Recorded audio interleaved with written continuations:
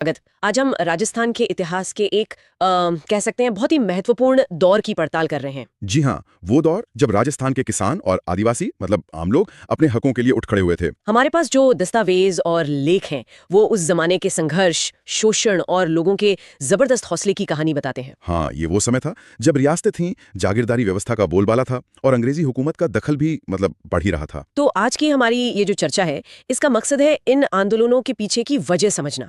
क्या कारण थे, कौन सी मुख्य घटनाएं हुई और हाँ, कौन नायक थे, उनकी विरासत क्या रही, क्योंकि उस वक्त किसानों और आदिवासियों पर कई तरह के बोझ थे। जैसे भारी लगान तो था ही, लाग बाग ये क्या चीज थी? लाग बाग मतलब तरह तरह के टैक्स, अनगिनत किस्म के, और फिर बेगार यानी बिना मजदूरी के काम करवाना, ये सब आम था। तो आज हम इन्हीं सब की तह तक जाने की कोशिश करेंगे। क्या आप जानते हैं कि राजस्थान में एक किसान आंदोलन ऐसा भी था जो दुनिया के सबसे लंबे चलने वाले अहिंसक आंदोलनों में गिना जाता है? हाँ, बिचौलिया की बात कर रहे हैं आप। बिल्कुल। तो चलिए ऐसी ही कई अनसुनी और जरूरी बातों की गहराई में उतरते हैं। शुरुआत में यह समझना जरूरी है कि उस समय हालात थे कैसे। जैसे मेवाड़, मारवाड़, सीकर, अलवर, इन रियासतों में जागीरदार किसानों से बहुत ज्यादा भू राजस्व लेते थे। और आपने बिजौलिया का जिक्र किया, वहाँ 84 तरह के टैक्स, ये सच है? जी हाँ, दस्तावेजों में इसका जिक्र मिलता है। 84 तरह के कर, सोचिए जरा। अविश्वसनीय। और सिर्फ यही नहीं, लाटा कुंता जैसी प्रथाएं थीं, मतलब खड़ी फसल देखकर ही अंदाजे से लगान तय कर देना, जो किसानों के लिए नुकसानदेह होता होगा बिल्कुल अक्सर। बिल्कुल। फिर जैसे 1903 में बिजौलिया में कृष्ण सिंह ने चवरी कर लगा दिया। चवरी कर ये क्या था? लड़की की शादी पर टैक्स 5 रुपए का। उस जमाने में 5 रुपए बहुत होते थे। अरे बाप रे, शादी पर भी टैक्स। और फिर 1906 में पृथ्वी सिंह आए। उन्होंने तलवार बंधाई का खर्च जनता पर डाल दिया। मतलब नया जागीरदार गद्दी पर बैठेगा, राजा को नजराना देगा और वो पैसा वसूला जाएगा आम जनता से। तो इन सब चीजों ने तो किसानों की कमर ही तोड़ दी होगी। सही कहा। और ऊपर से बेगार तो थी ही, जाहिर है इन सब के खिलाफ आवाज तो उठनी ही थी। तो आवाज उठी कैसे? शुरुआत में किसने नेतृत्व किया? देखिए, शुरुआत में तो जातीय पंचायतें ही विरोध करती थीं। बाद में राजस्थान सेवा संघ जैसे संगठन बने, जिन्होंने आंदोलनों को ज्यादा संगठित रूप दिया, एक दिशा दी। हाँ, ये जानना भी जरूरी है कि कई आंदोलन किसी खास जाति के इर्द गिर्द भी रहे हैं ना। जी बिल्कुल। जैसे बिजोलिया में धाकड़ किसान थे, शेखावाटी में जाटों का जोर था, अलवर भरतपुर में मेव किसान थे, और आदिवासी इलाकों में भील और गरासिया समुदाय। तो चलिए सबसे पहले बिजोलिया की ही बात करते हैं। 1897 से 1941, लगभग 44 साल। हाँ, ये दुनिया के सबसे लंबे चले अहिंसक किसान आंदोलनों में से एक माना जाता है, और ये इसकी बहुत बड़ी खासियत है, अहिंसक रहना। बिजौलिया, इसका पुराना नाम विजयावल्ली था, है ना? और ये मेवाड़ रियासत का हिस्सा था। जी, मेवाड़ का प्रथम श्रेणी ठिकाना था। कहते हैं राणा सांगा ने अशोक परमार को दिया था, खानवा युद्ध में बहादुरी दिखाने के लिए। यहाँ धाकड़ किसान ज्यादा थे। कारण तो वही रहे होंगे, 84 टैक्स, भारी लगान। हाँ, वही सब। लाटा कुंता, चमरी कर, तलवार बंधाई, इन सब ने मिलकर आग में घी का काम किया। तो ये जो 44 साल का लंबा संघर्ष था, इसे समझने के लिए क्या हम इसे कुछ हिस्सों में बांट सकते हैं? हाँ, मोटे तौर पर 3 चरण माने जाते हैं इसके। पहला चरण 1897 से 1916 तक। इसका नेतृत्व किसने किया? स्थानीय संत थे साधु सीताराम दास, उन्होंने कमान संभाली। गिरधरपुरा गांव से इसकी शुरुआत मानी जाती है। उन्होंने नानजी पटेल और ठाकरी पटेल को महाराणा फतेह सिंह के पास उदयपुर भेजा भी। तो महाराणा ने कुछ किया? एक अधिकारी भेजा जांच के लिए, हामिद नाम का, पर कोई खास नतीजा नहीं निकला। हाँ, प्रेमचंद भील, ब्रह्मदेव, फतेहकरण चारण जैसे स्थानीय नेता भी सक्रिय थे इस दौरान। अच्छा, फिर दूसरा चरण? सुना इस दौर में बड़े नेता जुड़े, विजय सिंह पथिक। बिल्कुल सही। दूसरा चरण 1916 से 1923 तक बहुत अहम माना जाता है। विजय सिंह पथिक, जिनका असली नाम तो भूप सिंह था, वो आए और माणिक्यलाल वर्मा भी जुड़े। पथिक जी ने क्या खास किया? उन्होंने 1917 में ऊपर माल पंच बोर्ड बनाया, एक तरह से आंदोलन को संगठित किया। मन्ना पटेल को उसका अध्यक्ष बनाया, और सबसे बड़ी बात, उन्होंने इस आंदोलन को राष्ट्रीय स्तर पर पहचान दिलाई। वो कैसे? कानपुर से एक अखबार निकलता था, प्रताप। गणेश शंकर विद्यार्थी उसके संपादक थे। पथिक जी ने प्रताप में बिजोलिया के बारे में लगातार लिखवाया। कहते हैं पथिक जी ने विद्यार्थी जी को चांदी की राखी भी भेजी थी। अच्छा, मतलब मीडिया का इस्तेमाल किया आवाज पहुंचाने के लिए। जी। लोकमान्य तिलक ने भी अपने मराठा अखबार में इसके पक्ष में लिखा। तो ये आंदोलन अब सिर्फ मेवाड़ या राजस्थान तक सीमित नहीं रहा। इसका असर रियासत पर पड़ा कुछ? दबाव तो बढ़ा। 1919 में मेवाड़ रियासत ने एक आयोग बनाया, बिंदुलाल भट्टाचार्य आयोग। उसने कुछ सिफारिशें दी भी, पर रियासत ने मानी नहीं। टालने की कोशिश। हाँ, फिर 1922 में अंग्रेजों के प्रतिनिधि एजीजी रॉबर्ट हॉलैंड आए। उन्होंने किसानों से समझौता किया और 35 तरह के टैक्स माफ भी कर दिए। तो ये तो अच्छी बात हुई। हाँ, पर स्थानीय जो सामंत था, उसने इस समझौते को लागू करने से ही मना कर दिया, और फिर 1923 में पथिक जी को गिरफ्तार कर लिया गया। तो ये चरण एक तरह से यहाँ थमसा गया। अच्छा, तो फिर अंतिम सफलता कैसे मिली? तीसरे चरण में क्या हुआ? तीसरा चरण चला 1923 से 1941 तक। इसमें फिर माणिक्यलाल वर्मा जी सक्रिय हुए, हरिभाऊ उपाध्याय, जमनालाल बजाज, रामनारायण चौधरी जैसे बड़े नेता भी जुड़े। काफी लंबा संघर्ष रहा ये तो। हाँ, आखिरकार 1941 में जाकर समझौता हुआ। तब मेवाड़ के प्रधानमंत्री थे सर टी विजय राघवाचार्य और राजस्व मंत्री डॉक्टर मोहन सिंह मेहता। उनके प्रयासों से लगान की दरें कम हुई, ज्यादातर लाग बाग और बेगार खत्म हुई। इस आंदोलन में महिलाओं की भी भूमिका रही? हाँ बिल्कुल, रानी भीलनी, उदी मालन जैसी महिलाओं का जिक्र आता है। और माणिक्यलाल वर्मा जी का लिखा पंछिया गीत, और वो तो इस आंदोलन का प्रतीक बन गया था, बहुत लोकप्रिय हुआ। तो बिजौलिया ने वाकई एक मिसाल कायम की, संगठित, अहिंसक और अंततः सफल। इसने जरूर दूसरे इलाकों को भी प्रेरणा दी होगी। निश्चित रूप से बिजौलिया की सफलता देखकर पूरे राजस्थान में किसानों का हौसला बढ़ा। इसी की तर्ज पर जैसे बेंगू में आंदोलन शुरू हुआ। बेंगू, ये चित्तौड़गढ़ में है ना? जी हाँ, चित्तौड़गढ़ ये भी मेवाड़ का ही प्रथम श्रेणी ठिकाना था।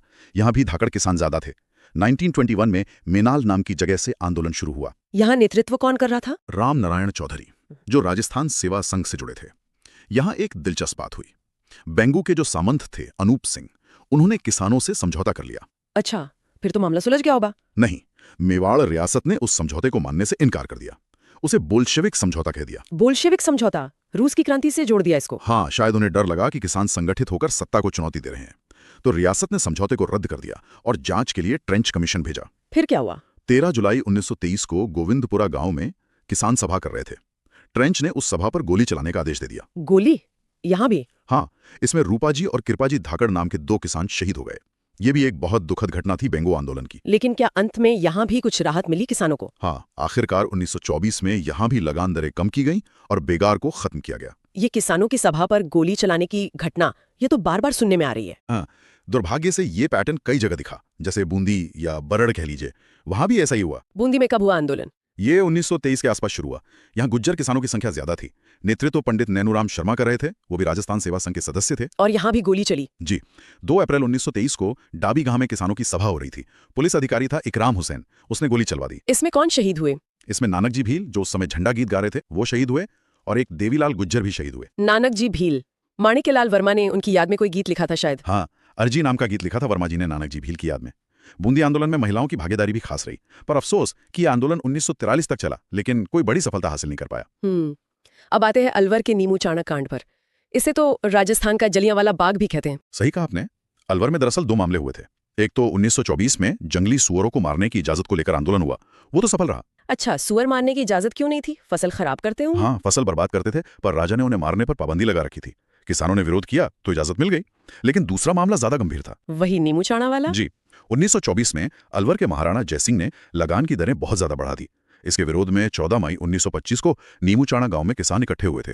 नीमूचाणा अब कोटपुतली भैरोड जिले में आता है। और वहां क्या हुआ? वहां पुलिस अधिकारी था छाजू सिंह। उसने किसानों की सभा पर अंधाधुंध फायरिंग करवा दी। सैकड़ों लोग मारे गए। आंकड़ा 156 बताया जाता है। 156 लोग? ये तो बहुत बड़ी संख्या है। हाँ, इसीलिए इसे राजस्थान का जलियांवाला बाग कहा गया। गांधी जी ने अपने अखबार यंग इंडिया में इसकी कड़ी निंदा की। उन्होंने इसे दोहरी डायरशाही, डबल डायरआर्की कहा, मतलब जलियांवाला बाग से भी बुरा। रियासत और तरुण राजस्थान जैसे अखबारों ने भी लिखा होगा इसके बारे में। हाँ, उन्होंने भी इसकी बहुत आलोचना की।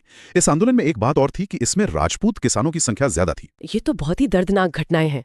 शांति से अपनी बात रखने वालों पर गोलियां। अब जरा शेखावाटी की तरफ चलें। सीकर का किसान आंदोलन, सुना है इसकी गूंज लंदन तक सुनाई दी थी। हाँ, ये शेखावाटी आंदोलन की एक बहुत खास बात है। 1922 में सीकर के सामंत थे कल्याण सिंह। उन्होंने टैक्स बढ़ाए तो आंदोलन शुरू हुआ।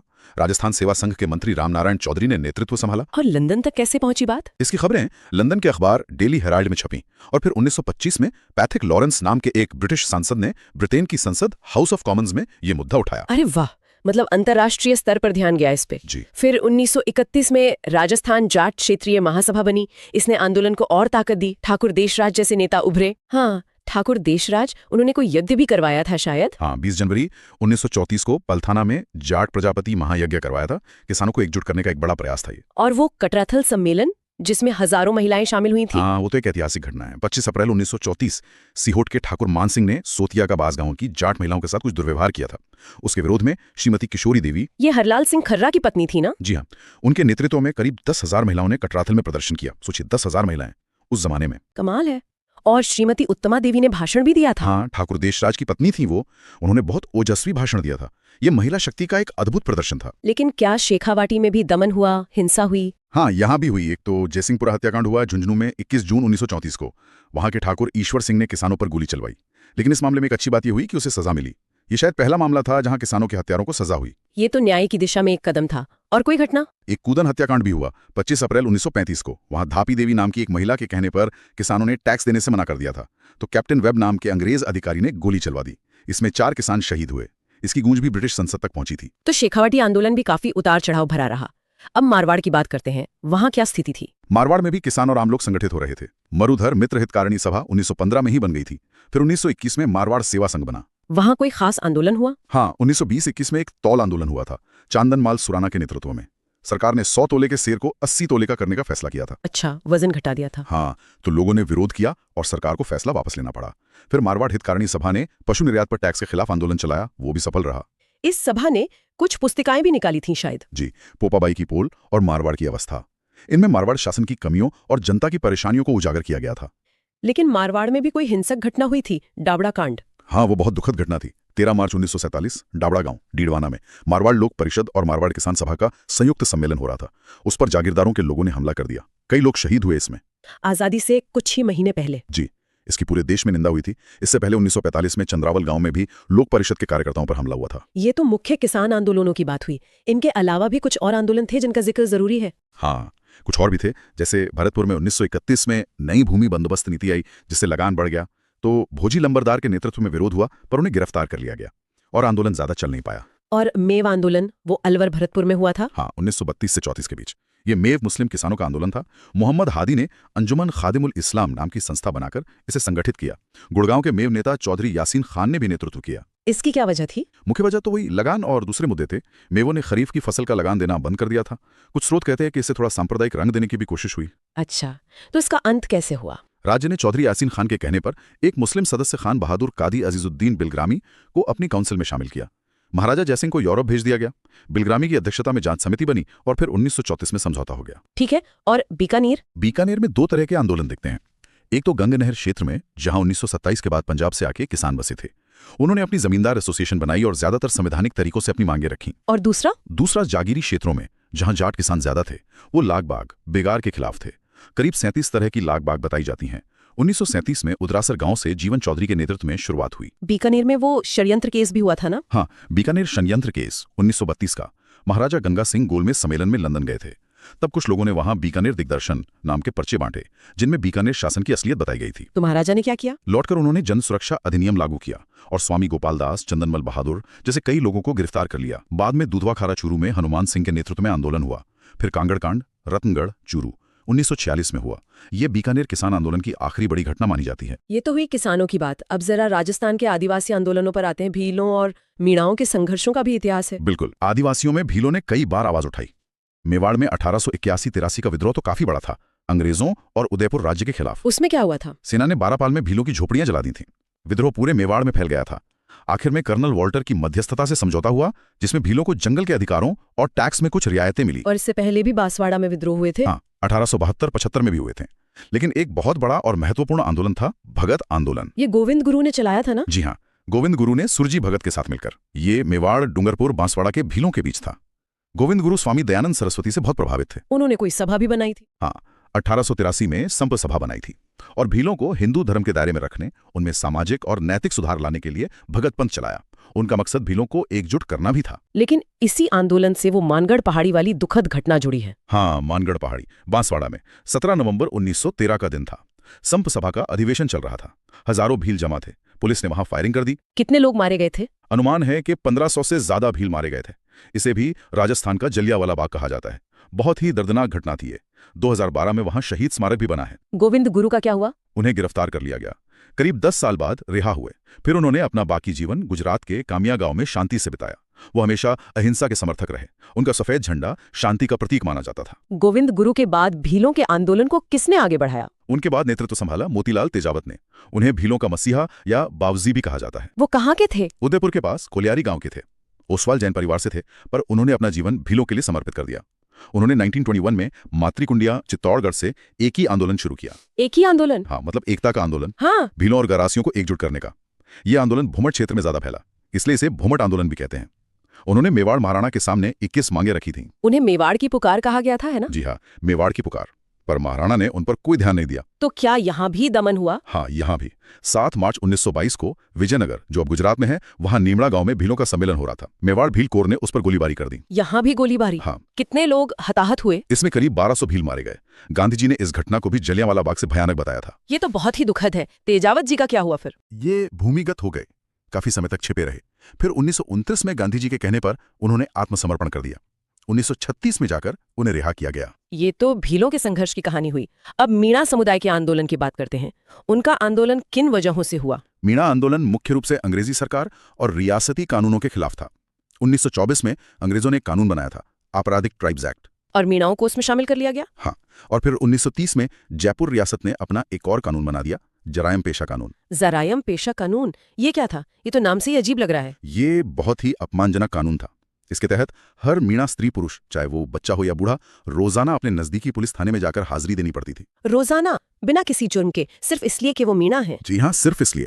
ये उनके पूरी जिंदगी को नियंत्रित करने वाला, उन्हें शक की निगाह से देखने वाला कानून था। इसके खिलाफ मीणा समुदाय ने कैसे आवाज उठाई? विरोध तो शुरू से था, लेकिन संगठित रूप से आवाज उठी। मीणा जाति सुधार समिति बनी। 1933 में मीणा क्षेत्रीय महासभा का गठन हुआ। कोई बड़े नेता उभरे इसमें? संत मगन सागर जी का नाम आता है। उन्होंने 1944 में नीम का थाना में एक बड़ा मीणा सम्मेलन किया और मीन पुराण नाम की किताब लिखी। इसमें उन्होंने मीणाओं के गौरवशाली इतिहास का जिक्र किया, जिससे लोगों में आत्मसम्मान जागा। और बंशीधर शर्मा, उन्होंने भी कोई समिति बनाई थी? हाँ, 1944 में ही बंशीधर शर्मा ने जयपुर मीणा सुधार समिति बनाई। इसने आंदोलन को और तेज किया। इस आंदोलन की कोई खास घटना या दिन जिसे याद किया जाता हो? हाँ, 28 अक्टूबर 1946 बागवास में एक बड़ा सम्मेलन हुआ। वहां चौकीदार मीणाओं ने, जो सरकार के लिए काम करते थे, सामूहिक रूप से इस्तीफे दे दिए। इस दिन को मुक्ति दिवस के रूप में मनाया जाता है। ये तो बड़ा कदम था। तो ये काला कानून आखिरकार खत्म कब हुआ? ये कानून देश की आजादी के बाद खत्म हुआ। 1952 में जाके इसे पूरी तरह से रद्द किया गया। तो ये थी राजस्थान के किसान और आदिवासी आंदोलनों की एक, कह सकते हैं, संक्षिप्त झलक।